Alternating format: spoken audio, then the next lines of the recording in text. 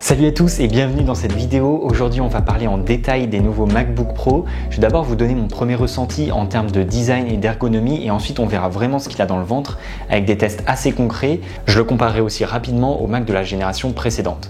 Si vous avez suivi l'actualité tech de ces dernières semaines, vous êtes forcément tombé sur des tonnes d'articles et de vidéos qui parlent que d'une chose, la performance de ces nouveaux MacBook Pro 14 et 16 pouces. En tant que vidéaste et photographe, je suis au moins 10 heures par jour sur mon ordi, que ce soit sur des montages, des logiciels de retouche photo, mais aussi pas mal sur de la navigation web et des emails. Ça fait pile 2 ans que je bosse sur un MacBook Pro 16 pouces que j'avais acheté à sa sortie fin 2019. J'avais pris le modèle de base qui me convenait globalement, même si en montage vidéo j'aurais bien aimé quelques perfs en plus. Ça m'a pas empêché en tout cas de monter des dizaines de vidéos assez conséquentes sur Final Cut Pro, quasi toujours en 4K, en log et 95% du temps sans proxy. Le gros défaut que je lui trouve, c'est qu'il chauffe beaucoup. Dès que je fais un peu de montage vidéo, que je retouche des photos, les ventilateurs s'activent, donc ça fait pas mal de bruit. Et niveau autonomie, il faut pas espérer faire du montage pendant plus de 2 heures sur batterie, ce qui m'a honnêtement pas vraiment dérangé ces 2 dernières années puisque je monte principalement mes vidéos à mon bureau. Bon, il est maintenant temps de parler de ce Mac. Après avoir regardé des tonnes de tests, je suis parti sur une config qui peut sembler light au premier abord, mais qui je pense est le meilleur ratio prix par rapport à l'utilisation que je vais en faire. J'ai donc acheté un MacBook Pro 14 pouces avec en processeur le M1 Pro, 10 cœurs de CPU, 16 cœurs de GPU, 16 Go de RAM et 1 Tera de SSD. Comme beaucoup de monde, j'ai hésité entre la version 14 et 16 pouces. La différence de prix entre les deux est pas énorme, donc j'ai plutôt pris ma décision en fonction de mon utilisation. Quand je suis à mon bureau, je travaille sur un écran externe de 27 pouces. L'écran du Mac est fermé, donc la taille me sert pas à grand chose. Et deuxième point, quand je suis en déplacement et en voyage, je trouve le 16 pouces assez encombrant. On va en parler juste après, mais ces nouveaux Macs sont un peu plus épais et le nouveau 16 pouces est quand même assez lourd et encombrant. Donc tout ça m'a amené à choisir la version 14 pouces et je regrette pas une seconde parce qu'au final l'écran est assez grand et agréable à utiliser. En parlant d'écran justement, ces nouveaux MacBook Pro sont équipés avec ce qui se fait de mieux aussi bien en termes de luminosité que de contraste ou de fidélité des couleurs. L'écran est équipé de la technologie ProMotion qui permet d'adapter la fréquence d'affichage en fonction de ce qu'on fait comme tâche et elle peut monter à 120 Hz, ce qui ajoute une impression de fluidité lors de la navigation et c'est assez visible donc c'est une bonne chose. Sans trop rentrer dans les détails, c'est un écran mini LED, c'est-à-dire que le rétroéclairage se fait avec des milliers de LED qui, quand il y a une zone noire à l'écran, s'éteignent, ce qui permet d'avoir un très grand contraste. Pour les plus pointilleux, sachez qu'à cause de cette technologie mini LED, on peut avoir un léger halo autour des pixels blancs quand on est sur un fond noir. De ce que j'ai entendu, ça se voit beaucoup moins que sur l'iPad Pro et que sur le Pro Display XDR qui coûte plus de 5000 €. Franchement, c'est un détail et 99,9% des gens s'en rendront même pas compte. Maintenant, il est temps de parler d'une petite excroissance qui a fait énormément parler d'elle. Je parle bien sûr de l'encoche. Effectivement, c'est assez original, mais je vous promets qu'en 5 minutes, vous l'aurez oublié parce que dès que vous êtes sur une appli en plein écran, elle disparaît dans le bandeau supérieur. Donc au final, à moins d'être sur le bureau, vous la verrez presque jamais. Pour ceux qui se le demandent, la souris peut passer derrière et si cette encoche est présente, c'est pour héberger quelques capteurs et la webcam qui cette année est bien meilleure puisqu'on est sur du 1080p contre du 720p auparavant et le logiciel de détection des visages a été amélioré, je vous laisse juger par vous-même. Maintenant qu'on a parlé de l'écran, je vais rapidement parler du reste. Comme je le disais tout à l'heure, le châssis est plus épais que la génération précédente et tout est beaucoup plus arrondi, que ce soit le dessous de l'ordi ou les bords de l'écran. Pour être honnête, je suis pas fan à 100% de ce design, mais je m'en fiche un peu tant que les performances sont au rendez-vous. Avec ces nouveaux Mac, Apple est revenu en arrière sur certaines choses pour notre plus grand bonheur. On retrouve donc notre port de carte SD tant regretté, un port HDMI et le bon vieux MagSafe qui avait été retiré en 2016. Un autre retour en arrière concerne la Touch Bar qui disparaît sur ces nouveaux Mac au profit de touches physiques. Je trouve ça pas mal parce que je m'en servais que pour changer le volume et la luminosité, ça rajoutait un clic et parfois il y avait quelques lenteurs. Pour finir sur le design, le clavier est maintenant complètement noir. Au début, j'aimais pas trop, mais je m'y suis fait. Le petit texte MacBook Pro en bas de l'écran disparaît et est délocalisé sous le Mac, mais cette fois-ci de façon gravée. Et enfin, sur le capot, la pomme est un peu plus grosse qu'avant.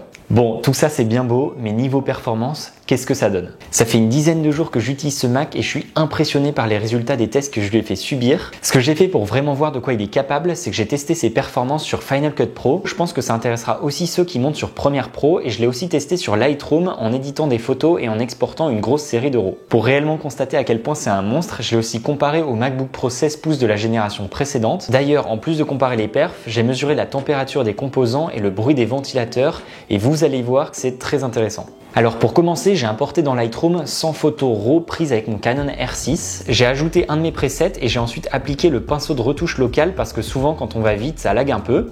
Là, en l'occurrence, ça va plutôt bien, c'est pas ultra réactif mais c'est très correct. Et sur le nouveau, c'est un peu mieux mais c'est pas flagrant non plus. En termes d'export, j'ai exporté les 100 RAW avec le preset appliqué et là, on commence réellement à voir la différence puisque le MacBook Pro 14 pouces M1 Pro a fait l'export en pile 1 minute alors qu'il a fallu 2 minutes et 41 secondes pour le MacBook Pro 16 pouces en puce Intel. C'est plus de 2,5 fois plus rapide, mais vous allez voir que c'est que le début, la suite est encore plus impressionnante. En ce qui concerne la vidéo, il y a un truc insupportable avec les Canon R5, R6 quand on filme en log, c'est que les fichiers sont difficilement lisibles sur QuickTime ou d'autres lecteurs. Sur l'ancien Mac, ça bug un peu, il y a beaucoup de drop frame comme vous pouvez le voir à droite, alors que sur le nouveau, c'est vraiment super fluide, donc si vous filmez avec un Canon, vous savez maintenant que ça pose aucun problème au M1 Pro. Sur un niveau supérieur, les plans de drone FPV shootés avec une GoPro Hero 10 en 5,3K et ensuite stabilisés dans Real Steady sont illisibles sur l'ancien Mac, mais vraiment illisibles. Ça lit quelques secondes avant de s'arrêter comme vous pouvez le constater. Et sur le nouveau, c'est magique, je suis trop content de voir ça, les plans sont super fluides et on peut même avancer dans la vidéo. Maintenant, en termes de montage vidéo, j'ai importé 17 rushs pris avec un Canon R5, un R6, un Mavic Pro 2 et une GoPro Hero 10 en 5,3K. Tout ça en log. J'ai choisi d'avoir un affichage en meilleure qualité au lieu de meilleure performance pour pas leur faciliter la tâche. Ce qu'on peut voir, c'est que sur les deux Macs, c'est très fluide quand on se déplace dans la timeline et qu'on lance la lecture, sauf pour certains plans filmés en 4K 120 images par seconde où la lecture saccade sur l'ancien Mac, alors que ça reste très fluide sur le M1 Pro. Pour augmenter le niveau, j'ai superposé 4 rushs différents filmés en 4K 50. Ça pose pas mal de problèmes à l'ancien Mac qui n'y arrive pas du tout, alors que le M1 Pro n'a absolument aucun souci. Il n'y a aucune drop frame, sachant que je le rappelle, la lecture se fait dans la meilleure qualité possible, il n'y a rien d'optimisé. J'irai un peu plus loin dans le test du M1 Pro juste après, mais d'abord pour finir la comparaison entre les deux Macs, j'ai réalisé un export d'une vidéo de 5 minutes 50 en 4K, sachant que j'avais appliqué des LUT, des transitions, des effets, du flux optique, de la stabilisation de plan, etc. Tout ça pour alourdir un petit peu l'export et voici les résultats. Pour exporter la séquence en H.264, le Mac équipé du M1 Pro a mis seulement 2 minutes 50 et mon ancien Mac a mis 6 minutes 20, donc 2 fois plus longtemps. Là où ça devient intéressant, c'est que pour exporter cette même séquence en ProRes, le Mac équipé du M1 Pro m'a bluffé puisqu'il lui a fallu que 1 minute et 19 secondes contre 6 minutes et 8 secondes pour le MacBook Pro d'ancienne génération. Il est donc presque 5 fois plus rapide. Ce temps d'export réduit s'explique par le fait que les nouvelles puces d'Apple embarquent directement des moteurs média qui sont dédiés au ProRes, ce qui est vraiment génial et ce qui montre qu'Apple a vraiment pensé au Pro en créant ses processeurs. Ce qui m'a le plus impressionné chez ce nouveau MacBook Pro en dehors des performances, c'est qu'il fait aucun bruit et il est vraiment pas du tout chaud. Quand je passe ma main dessus, il est à peine tiède pendant les montages vidéo, alors que l'ancien, il était limite en train de décoller tellement les ventilos soufflaient fort. Du coup, pour avoir des éléments de comparaison, j'ai mesuré pendant les exports la température interne des deux ordis et j'ai aussi mesuré le bruit qu'ils font et voici les résultats. Le MacBook Pro 16 pouces de 2019 est monté à 95 degrés au niveau de son processeur et les ventilateurs soufflaient à fond, ce qui générait un bruit de 73-74 décibels. En ce qui concerne le nouveau MacBook Pro, il est monté à maximum 57 degrés et les ventilateurs ne soufflaient même pas. La preuve, c'est qu'en termes de décibels, il était à 40 et je pense qu'il pourrait même être bien en dessous, mais comme le Mac d'à côté faisait du bruit, je pense que ça perturbait les mesures. En tout cas, c'était inaudible. Cette semaine, j'ai pu faire un peu de montage vidéo avec ce nouveau MacBook Pro et je vous assure que c'est vraiment perturbant d'avoir aucun bruit. Avec l'ancien, j'étais habitué à avoir un léger bruit de fond à cause des ventilateurs, mais là, il n'y a rien du tout. Bon, pour cette vidéo, j'ai quand même envie de savoir où sont ses limites. Donc, ce que je vais faire, c'est que je vais ajouter 4 nouveaux plans en 4K log toujours, aux 4 plans déjà superposés dans le test juste avant, ce qui fera au total 8 plans en simultané et on va voir s'il y arrive. En termes de réglage, je vais rester en meilleure qualité plutôt que meilleure performance et pour info, j'avais bien décoché la case qui permet de créer des données optimisées. Donc là, c'est bien les rushs bruts qui sont lus. Ok, donc on est dans Final Cut Pro. Comme on l'a vu tout à l'heure, avec 4 plans additionnés les uns sur les autres, ça marche très bien. Hop, on en a bien 1, 2, 3, 4, 5, 6, 7, 8. Suspense, c'est parti. Ok, alors là, il commence à bugger. Je relance, les premières secondes, ça va, et là, ça rame. C'est clairement pas fluide du tout, hein. Et si je passe rapidement, là, comme ça, c'est pas fluide, il y arrive, mais c'est pas fluide. Du coup, ce que je fais, c'est que je retire un par un les rushs pour voir jusqu'à combien il arrive à monter au final.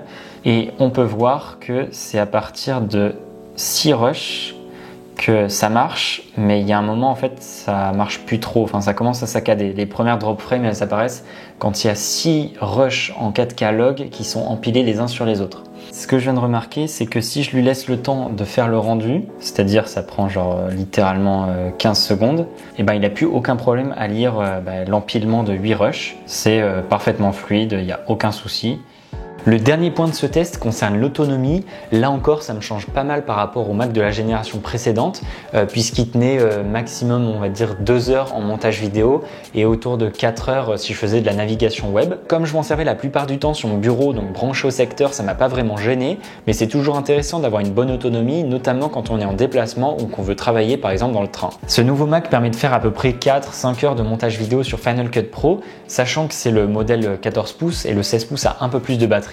Après, pour une utilisation plus légère comme de la navigation web, il tient largement toute la journée. À titre d'exemple, en début de semaine, j'ai bossé dans le train du départ à l'arrivée sur un trajet qui durait 3h20 et j'ai perdu que 17% de batterie avec la luminosité à 50%, ce qui est assez impressionnant. Dernière petite chose, ces nouveaux Macs sont compatibles avec la recharge rapide. D'ailleurs, bon à savoir, elle est utilisable que via le MagSafe si vous avez un 16 pouces et aussi bien via le MagSafe ou via USB-C si vous avez un 14 pouces. Bon, on arrive à la fin de ce test. Je pense que le résultat est sans appel. Apple a bien réussi son pari en effectuant cette transition des puces Intel vers ses propres puces. Non seulement la puissance est au rendez-vous, mais la consommation énergétique est très bien maîtrisée, ce qui offre une autonomie impressionnante. Ce qui m'a le plus surpris, c'est le silence de cet ordi. Et puis même quand je passe ma main en dessous, il est à température ambiante alors que l'ancien c'était vraiment brûlant. Vous l'aurez compris, je suis vraiment très content de cet achat qui va me faire gagner vraiment beaucoup de temps sur mes tâches quotidiennes. Pour mon utilisation qui est quand même un peu lourde avec pas mal de montage vidéo, vous avez vu, le M1 Pro me suffit largement. Après, je monte sur Final Cut Pro, donc si vous montez sur Premiere ou DaVinci, peut-être qu'il faudra vous tourner vers le M1 Max. Et encore, c'est pas sûr, c'est vraiment si vous faites des gros montages vidéo. J'espère que ce test vous a plu et vous a aidé dans votre prise de décision si vous voulez passer sur cette nouvelle génération de Mac. Si vous avez des questions, n'hésitez surtout pas à les laisser en commentaire et je vous dis à bientôt dans une prochaine vidéo.